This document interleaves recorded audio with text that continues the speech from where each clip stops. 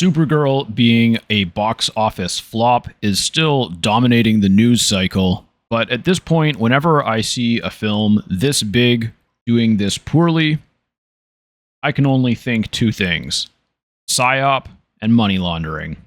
Now, obviously, that's just my opinion, and I'm not actually accusing anyone of any illegal activity, because it seems like in a lot of places, such as California, there are actually legal and/or lawful ways to launder money.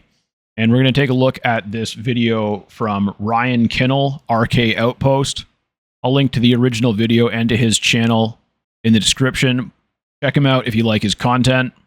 I think he's a very sharp guy with very educated opinions on the stuff that he talks about, which is mostly entertainment and entertainment culture. And he's also pretty damn funny. Let's read the truth between the lies. In the weeks and months leading up to the release of Supergirl, nearly everyone with two brain cells to rub together could tell that this was going to be a nightmare for DC, that it wasn't going to be received well, that a lot of people had no interest to going to see this movie, and the ones that did were probably going to leave disappointed. Yeah, he's not exaggerating. I've been watching his videos on this and a few other people in this space, and at this point, a lot of these guys are hitting the nail on the head more often than not when it comes to their box office predictions. Although I think almost everyone predicted that Supergirl would do a little bit better than it has so far. And Ryan can do a much better job than me explaining why that is. Most people predicted it would fail at the box office, but very few people thought it was going to be this horrifically bad. But that's exactly what happened to Supergirl in its opening weekend. We saw the headlines yesterday when the Sunday numbers came out, and Supergirl, which was once projected to open at around $60 million plus at the box office, domestically only opened to $38 million. And when he says it was originally projected to earn $60 million at the box office, he's talking about projections from the mainstream media, from the official sources. He's not talking about what he thought it would earn. And this is a really good example of something that mainstream media sources do in basically every area of news. And that is they report what they want to be the truth, and then they slowly walk it back one step at a time, only as necessary as they are proven wrong about things. And if I'm remembering right, they basically started off projecting it around 60 million for its opening weekend. And then over the weeks leading up to the open, they pulled that all the way from 60 million down to like 45 million. And now it actually ends up being under 40 million. But they very likely spent more time and more effort marketing the idea that it was going to do 60 million. And there will, without a doubt, be articles published that state that Supergirl was a box office success, even though it's obviously not. And so for someone who is not necessarily paying attention to this story, but who's just seeing the occasional headline, they might end up getting pure fake news because they only see the headlines that the mainstream media wants them to see. They don't see the corrections and the retractions that happen very quietly later on. Reportedly, about $68.5 million worldwide. Unfortunately for DC and James Gunn and Millie Alcock and Supergirl, it's actually worse than that, because not only did it come in only $37 million domestically, but internationally, it is a complete and total disaster. It just keeps getting worse for Supergirl. International estimates had it at only $30 million and nearly 40,000 screens. Actuals came in at $25.5 million. That is $62.5 million worldwide global opening. All right, so over its opening weekend, Supergirl earned a little over $30 million at the domestic box office, which means within the United States, and it earned about the same amount at the international box office. But one thing you have to keep in mind is that about 50% of the money from the domestic box office stays with the theaters. The studio only gets like half of that. And at the international box office, they get less than half, which means that the money the studio has actually earned at this point through the box office is probably only around $20 million, which is a fraction of its budget. To put that in perspective, that's about half of what the Marvels opened to. It's less than half of what The Flash opened to. It's less than Morbius opened to. That is wild. I mean, I remember the memes from when Morbius came out. Everyone was making fun of that. I don't think I saw anyone say it was actually a good movie. There were some people who had certain things that they liked about it, maybe. But Morbius was basically just a feature-length meme, more so than it was a film. So it's wild that Supergirl has managed to do significantly worse than that. Less than what Harley Quinn Birds of Prey opened to. This is a movie that, if it follows the path of some of those other movies, would end up making around maybe $130, $140, $150 million worldwide. It is a pathetic, abject failure, and it didn't take long for even the mainstream media to admit this, whether it's the amount of money that it might lose at the box office, how Supergirl ran into kryptonite at the box office, Superman's cousin to lose $125 million. That is the low end. It is actually going to lose closer to $200 million. This is a movie that, between production costs of $186 million and estimated marketing costs between $100 and $120 million, they've got about $300 million wrapped up in this. And here's where we get into conspiracy theory territory. Now, as much as it's fun to meme on Hollywood executives like James Gunn and whoever else, we have to assume that there's a lot of people at the studios and at the company that know what they're doing.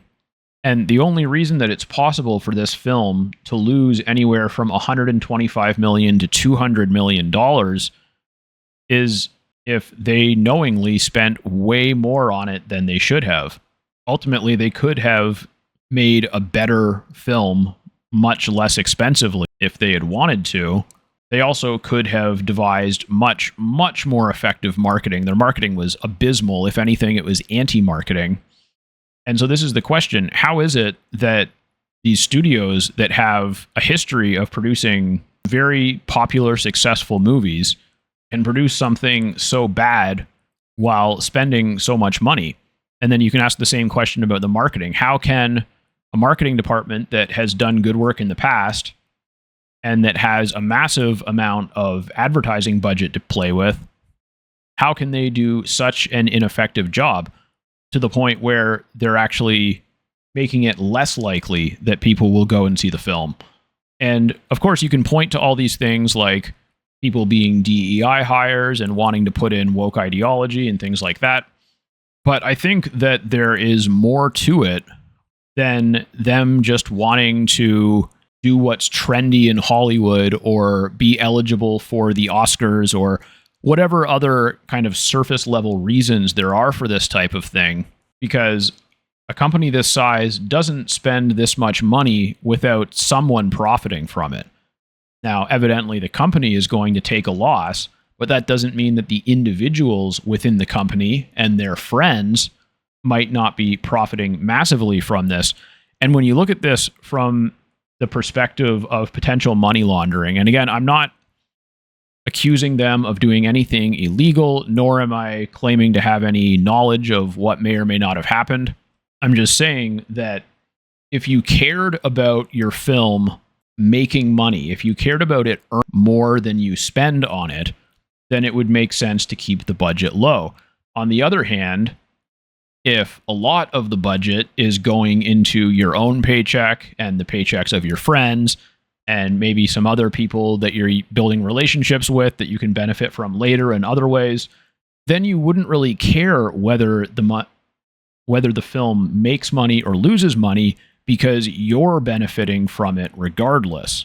Have to make closer to $600 million just to break even. And right now, it's not going to even make its production budget back at the box office in all likelihood. Yeah, I don't think James Gunn cares. And when you see Hollywood executives getting interviewed about this type of thing, sometimes you can see them kind of struggling with the questions and showing visible signs of being under pressure. But that's just because they're being scrutinized. It's not necessarily because they actually care. And I've heard a lot of people saying that James Gunn might be pretty much finished with the DCU, like that this could potentially be his last project, or he might do like one more film and then they'll get rid of him. But again, I just don't really think he cares about that because I'm sure he's making a massive amount of money off of these projects, regardless of whether they're successful. And he's probably able to direct a lot of that money also to other people and other companies, other professionals within the industry, and use that money to build relationships with them so that they can help him get hired elsewhere in the future or connect him with other opportunities. But nevertheless, we are already starting to see the blame game go around. Some people, very few people in the mainstream, are blaming the actual creators. Supergirl stinks. Why does Hollywood keep failing female superheroes? But unfortunately... And this is where we get into the Psyop part of what I'm talking about here, because I do believe that there are financial incentives, which could be looked at as like a form of legal money laundering. But there's obviously also cultural and ideological reasons for this, and Ryan's going to get into a little bit here, and we'll see what Ryan says about this, and then I will add my commentary. As I predicted over the weekend, the cycle we are in now is going to be to blame the fans, to blame toxic men, to blame toxic masculinity. Even though they decided to make a superhero movie of which the core audience is men, they were going to make a superhero movie that was supposed to be geared towards young women, and then blame men when the target audience didn't show up for their movie. This is what happens every time they try this shit. Once again, I agree with everything he's saying, but I just want to move past the veil a little bit and go a level deeper than the reasoning that he's talking about.